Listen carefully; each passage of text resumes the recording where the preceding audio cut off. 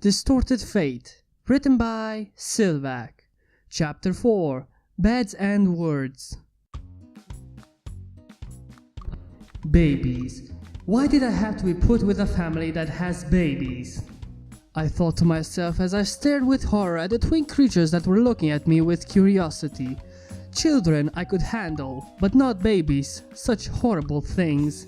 Any normal person would ask how could a baby be terrifying, but in my defense, after encountering various species whose newborns wanted to make a meal out of me, I think my fears had some justification. As I started to back away from the twins, I felt myself bumping into the leg of the pink menace who looked down at me curiously. Its voice portraying concern, the pink creature said something in her own language to me, completely forgetting that I couldn't understand a thing she said to me due to my unexpected reaction to the babies. Looking up at it, I started to decide which were the lesser evil, the twins or my pink tormentor. Making my choice, I dashed around the pink female's legs, putting it between me and the twins who I was certain were probably plotting my demise. The blue female suddenly said something with a smile on its face, causing the male to grin as the pink menace giggled before it too said something directly at me, stepping aside so the twins can get to me. Instead of letting those creatures reach me, I simply followed the pink creature, keeping it as my barrier to the twins no matter how many times they tried to step aside. Eventually, the twins crawled over in boredom towards me, leading to the three of us circling around the pink menace as the adult creatures began to get dizzy from the sight. As ridiculous as the sight seemed, I sure wasn't gonna take any chances with newborns.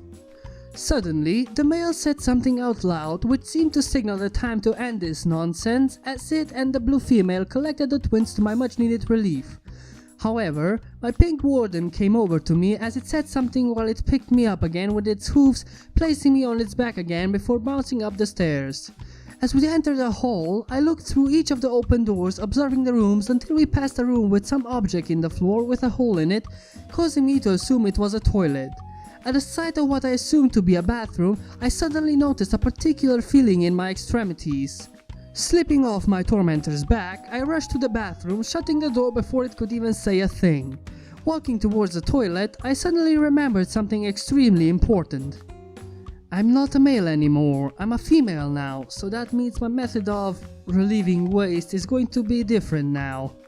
Releasing a shudder, I approached what I assumed to be the toilet as I awkwardly placed my rear on it, taking care that I didn't slip into it.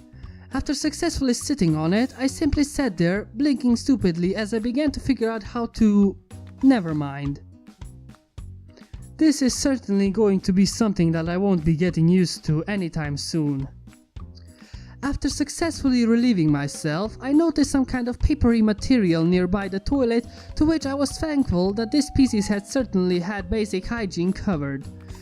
I really didn't want to remember the times where I was in dimensions where there weren't any standards or protocols in regards to relieving oneself.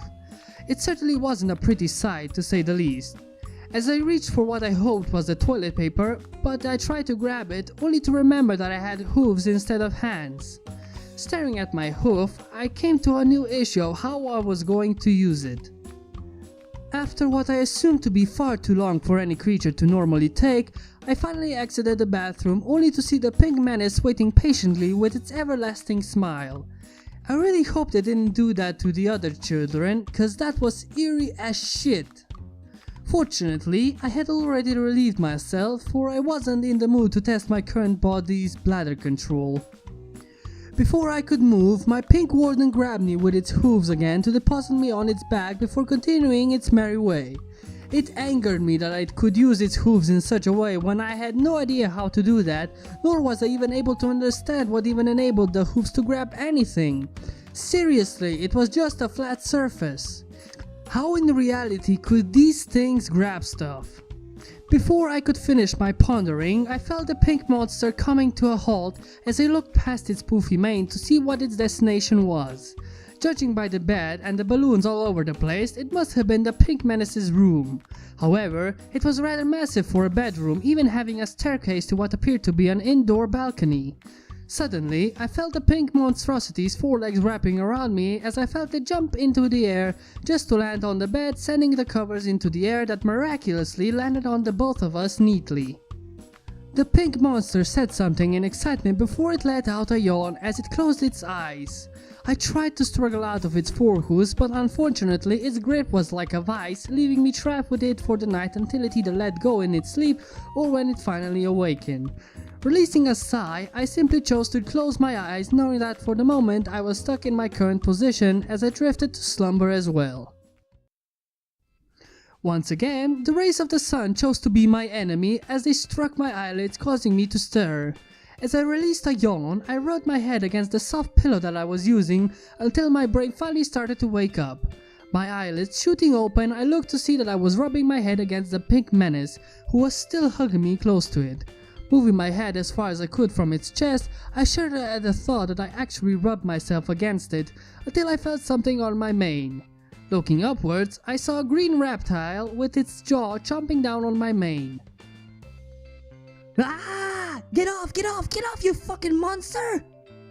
I shrieked in panic, my forehooves flailing around as I shook my head, trying to dislodge the beast from my mane. My shrieking awakened the pink menace as it looked down in shock to find out the source of my panic. Upon seeing the beast on my mane, the pink monster cheerfully said something which made it sound like it thought this appeared to be some game as it loosened its grip on me, which was a mistake. The moment I felt its forelegs loosen around me, I immediately jumped out of its hug as I dashed around the room, still trying to shake the beast off me. Anyone, get this fiend off me! I screamed at the top of my lungs before feeling something grabbing onto me as I felt the green beast's jaw finally release my mane. Looking behind me, I spotted the pink menace holding the green beast before it gently put it on the floor. Turning towards me, it once again said something to me, which I just returned with a deadpan stare. For a moment, it tilted its head at my response before it face-hooved as it said something to itself before it moved the hoof to its chin, its face taking a more serious expression that was unfortunately ruined by the tongue sticking out of its mouth. Apparently, it finally realized that there was no way for me to understand a thing it was trying to say to me, which caused me to question the creature's intelligence as well as how it ended up as my caretaker. After watching it hold that pose for a moment, I simply shrugged and looked around, spotting a toy ball on top of a toy pile in some open toy chest. As I pondered just how childish this female was, I wandered over to the chest and, with a hoof, slid the ball off the pile, causing it to land on the ground and bounce for a bit. Fortunately, when it finally came to a rest, it wasn't near the pink menace or the reptilian beast as I approached the ball again, placing a hoof on top of it. Focusing on my hoof, I tried to force it to tighten around the ball before lifting it, only to find that the ball didn't even move. Grunting in frustration, I repeat my action once again to be denied any results. I continued my attempts to learn how to grasp with my hoof several more times before I heard the pink menace gasping, causing me to turn my attention to it. The pink menace exclaimed something in sheer excitement before it trotted over to me with a smile before sitting down before me. With a smile on its face, it began to nod its head as it said something that sounded like it was a single word, repeating the action over and over as I blankly stared at it. After a few more repetitions, I started to notice that it was just repeating the same thing while nodding its head, coming to the conclusion that it was actually trying to teach me something, not being its completely insane self. Hopefully she's trying to teach me something and not tricking me. If she's just messing with me, I swear I'm gonna find a way to shave her fucking mane off. I thought to myself as I finally uttered out the foreign word. Yes? Instantly, it stopped its repetition as it started to clap with its forehooves, its smile widening. After saying what I believed to be yes in its language again, to which it only clapped some more as it nodded its head, it suddenly stopped.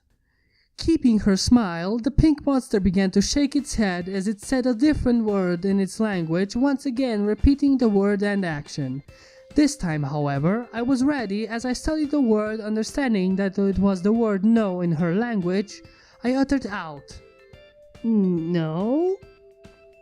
To which it clapped its forehooves again in joy before it pounced on me, causing me to yelp as it hugged me once more to my discomfort.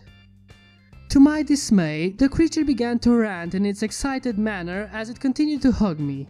Before I could maneuver my hooves to my ears, the creature suddenly stopped ranting as it released a gasp of what sounded to be realization.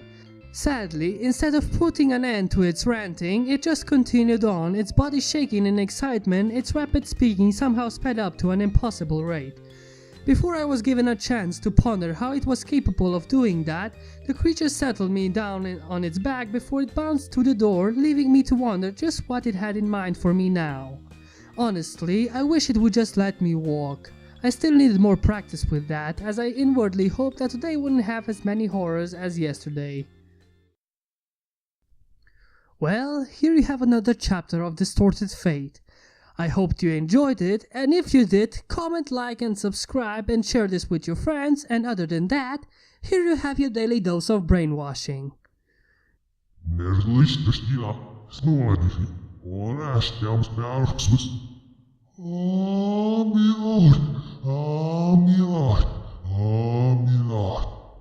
Bye!